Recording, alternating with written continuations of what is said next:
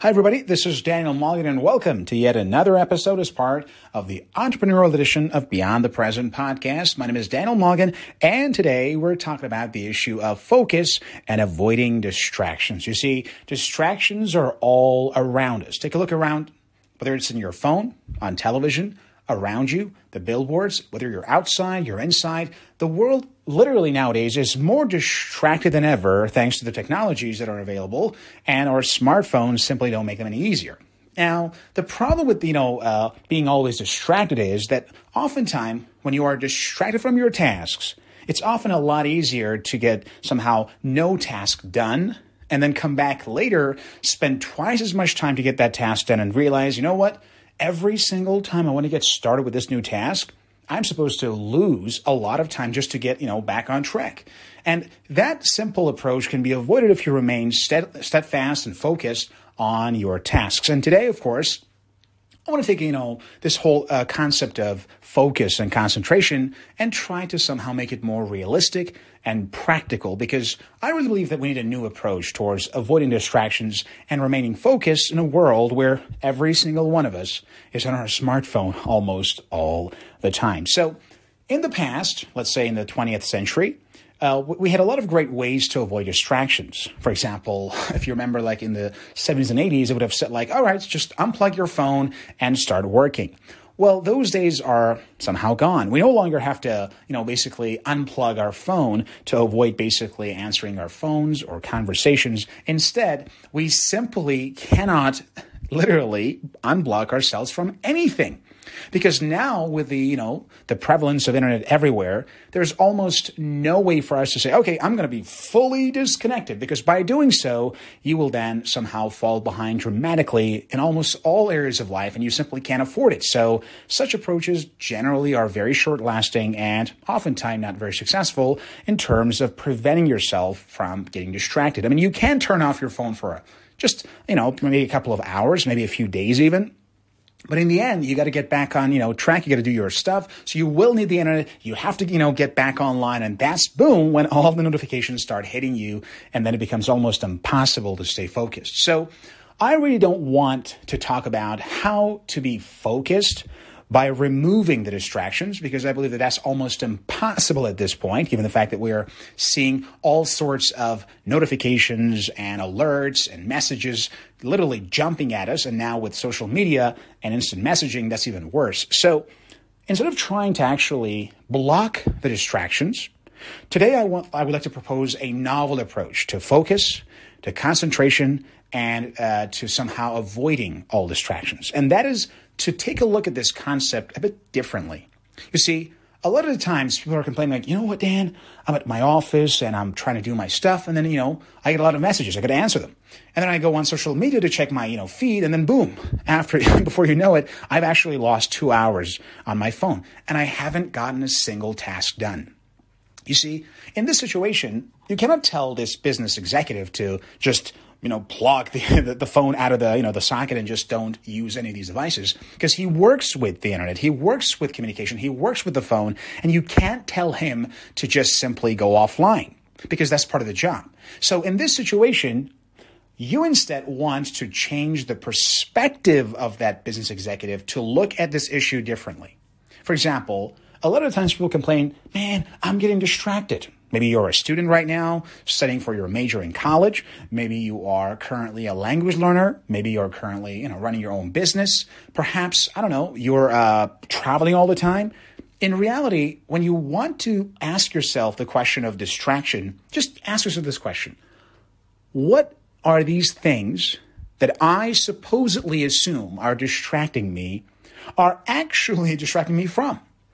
The problem is this. A lot of the times, we blame the distractors, the rings, the jings, the bings, the notifications, messages, but we don't really take the time to ask ourselves, well, if I'm not going to be spending my time answering these messages and, checking the social media feed that I have, or, trying to go online and surf a little bit, the question is, if you don't do any of these things, what are you going to be doing instead? And ironically, a lot of the times people are not quite clear on what they should be doing at that time.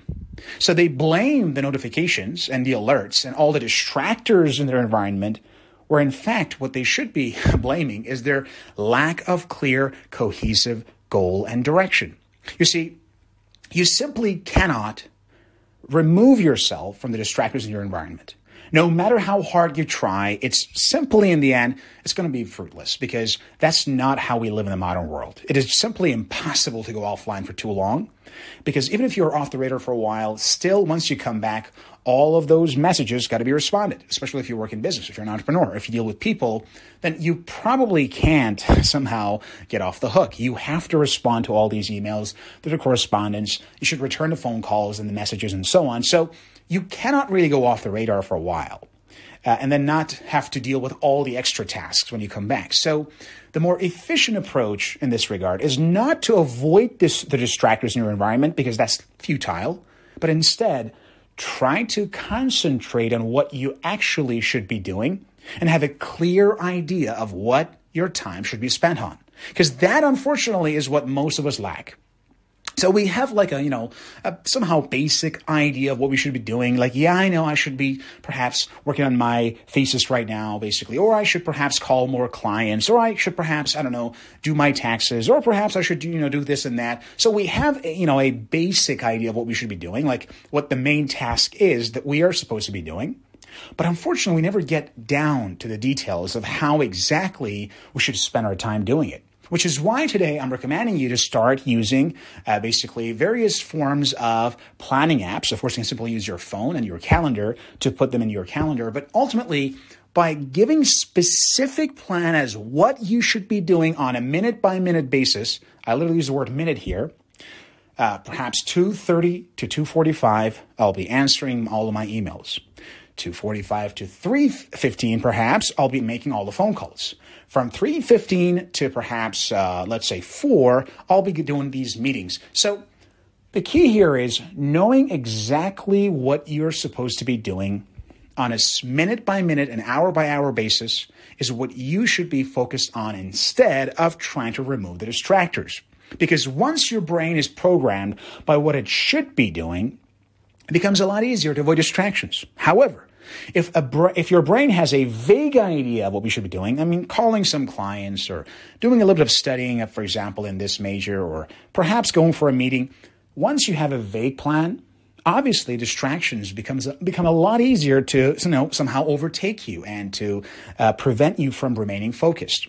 For that reason, today I'm encouraging you to focus on doing the things that you know you should be doing, and creating a clear, specific plan of their accomplishment. Because if you don't do that, obviously, you will have some kind of problem in the end, and that is having vague, fuzzy ideas of what you should be doing, right? So that's the first step to avoiding distractions in your environment. Secondly, it's about your emotional and physical condition. You see, it's not going to surprise you to know that if you are perhaps not well rested, emotionally unstable, or perhaps you feel like that you haven't really had a couple of good days and you're in a very bad mood, it's a lot easier to want to spend a couple of minutes or even hours fooling around on social media and just seeing what's going on, because you don't feel very motivated, you're not highly energetic, and you're not physically capable of maintaining your focus for too long, because physically you're tired, you're fatigued, or you're upset, or you're hurt. So the next step in focus is to actually take a bigger, much more wider approach towards your life and ask yourself, am I living the kind of life that tends to minimize negative stress, offers enough basically stimulation and excitement for me to be, somehow engaged with my work, and at the same time, I'm well rested, I'm well exercised, and I'm in good physical condition? Because as I've already mentioned many times, success in all areas of life is only 50% about your psychology, the way you think, and the way you plan. The other half is your body. Most of us, unfortunately, whether entrepreneurs or, otherwise, we tend to assume that success only happens in your head. Like those who are successful, let's say in academia or in business or in, arts, these are the people who have it, right in their head. But understand that success in any field It's not just about your head. It's about your entire body. And a lot of the times, people who tend to be distracted oftentimes blame the fact that, oh, I have just so much to do and all those things. And they forget the fact that when you are, for example, not well rested, your executive functions are not as, up to par, if you will. When you are not well rested and you're tired and fatigued, and you wake up in the morning like, oh gosh, not another Monday. In that situation, it's very hard to be, interested in anything really, because your brain needs rest and therefore cannot deal with the tasks that require you to, use your willpower. Many research in academia have proven that when we are not physically in a good shape, we are far more likely to give in to temptations.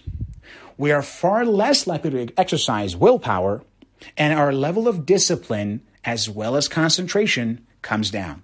So right now, think of the last time you were not feeling very well, not highly energetic. You probably didn't have a good sleep the night before, and you weren't, perhaps you hadn't left your house for a long time. That's even more likely nowadays due to the pandemic. And just describe your feeling at that moment. Did you really feel like you wanted to just sit there and do a lot of, math drills or learn new words in Mandarin Chinese, or perhaps do your thesis, make a list of all of your business goals, or try to organize your basically tax documents? Probably no. Probably at that time, he's like, oh man, I'm feeling like hell. Oh, check out this video on, for example, I don't know, Facebook. It's so funny. Ha ha ha. Why? Because when you are not in a good physical and basically bodily condition, you generally do not have enough mental power to exert focus and discipline on your work, which is why the second step to avoiding distraction is actually to look at your body and, of course, emotional stability. I'm sorry, if you just had a terrible emotional experience because of a breakup or, I don't know, a major fight with your boss, obviously that negative mood is not going to help you in staying focused. I mean, that thought keeps, coming in and getting distracted from your focus and from your thoughts. And of course, you can't really get the job done. So the third step is to ask yourself, what are some of the things that are causing me emotional difficulties on a consistent basis? I mean, everybody could be a little bit upset when they hear some bad news. But if you feel like that certain emotional, basically patterns that are negative in nature are being repeated in your life, then perhaps it's time to take a good look at yourself and your relationships. Why is it that every time you see your boss, you feel angry? Why is it that you're still with that, let's say, husband or wife that is making your life miserable? Why is it that you perhaps should maybe consider changing the place that you work or the country that you live in? I mean, if certain things are causing you emotional angst on a very regular basis, don't you think it's time to somehow remove them from your life, replace them, or at least fix them? Maybe you don't have to get a divorce, but perhaps you should have a very, serious conversation with your spouse and say, honey, I'm experiencing a lot of stress because of this and this and this. And if we want to have a good marriage, we got to have to work on it. Maybe you have to perhaps go out and talk to your boss, say, you know what, boss? I really feel like I'm not appreciated here, and I don't feel like I've gotten, the amount of salary that I deserve. And that is making me disengaged at work. Because ultimately, if you're holding on to negative emotions, not only that will actually harm your body, but it takes away your ability to focus. Think about those who are generally considered to be depressed. I know a lot of them, trust me. And such people, they all have one thing in common. They are unable to focus for a long time. In my career, I've dealt with all sorts of people from various, nationalities and from all walks of life, as well as ages. And I realized one thing that unhappy people have in common, almost all unhappy, depressed, or even occasionally suicidal people have in common, is their inability to stay focused on what they are doing now. So they are here with you, but they are remembering how that person hurt them, or how their life is miserable, or how unhappy they are with their lives. You see, all unhappy people have this trait in common.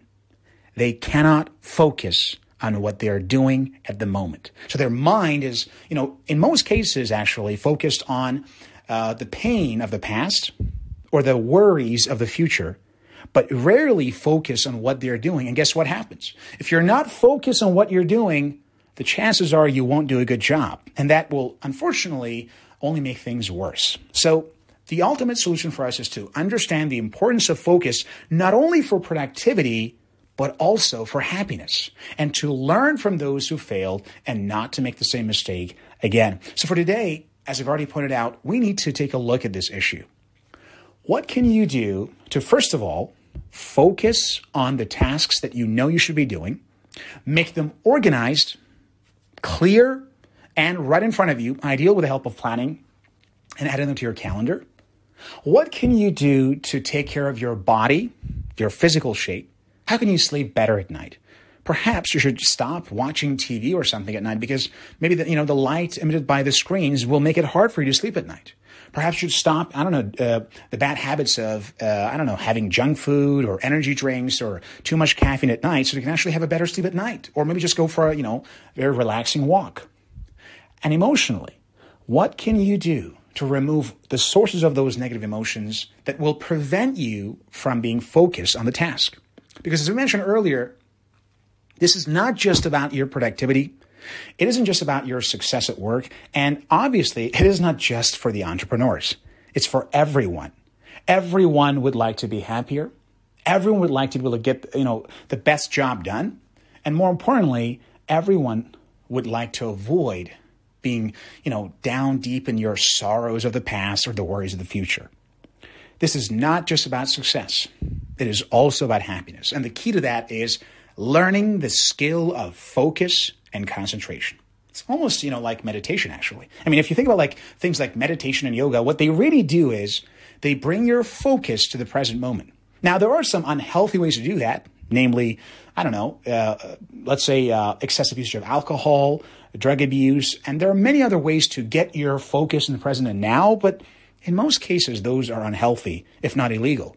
So by learning to take control of your focus and attention, not only you will actually get, your job done at a far superior level, you actually ensure a higher level of happiness and engagement with life, and you avoid the traps of depression, which is pretty much the inability to focus on the present moment and being focused on what happened in the past, or excessive worry. Again, not being able to focus on the present moment and just worrying about all the possible, challenges of the future. So by trying to implement these 3 strategies that I gave you today, hopefully this is going to help you to change your approach towards avoiding distractions in the old-fashioned way of just block all the distractors and instead take a more proactive approach to ensure that you will remain focused for the long haul. All right, guys, that's all the time we have for. Thank you very much for tuning in. And of course, we'll have more programs coming right up, hopefully in our future episodes. And that's all the time we have for. Have a good one. And this was Beyond the Present Podcast.